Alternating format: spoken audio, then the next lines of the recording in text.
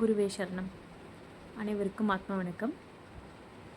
நாமெல்லாம் என்ன சொல்லி கேட்டுப்போம், அடுத்தவங்க என்ன சொல்லி கேட்டுப்போம், நான் ரொம்ப பிஸியாக இருக்கேன், இன்றைக்கி எனக்கு வேலை இருக்குது, சாரி உங்களுக்கு கால் பண்ணணும்னு நினச்சேன் வர முடியல, சாரி உங்ககிட்ட உங்களை நேரில் சந்திக்கணும்னு நினச்சேன் வர முடியல, நான் பிஸியாக இருக்கேன். இதை நாமளும் பலமுறை சொல்லியிருப்போம், நம்மக்கிட்டேயும் பல பேர் சொல்லியிருப்பாங்க.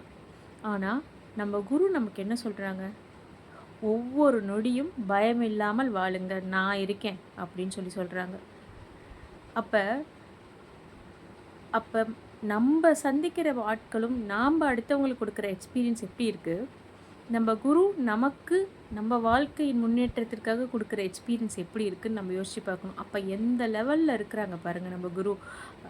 நான் இருக்கேன் வாழுங்கன்னு இன்னொரு மனிதனை பார்த்து யாரால சொல்ல முடியுமா? ஆனால் நம்ம குரு சொல்கிறாங்க, செஞ்சும் காட்டுறாங்க, வாழவும் வைக்கிறாங்க, அதுவும் பேரானந்தமாக.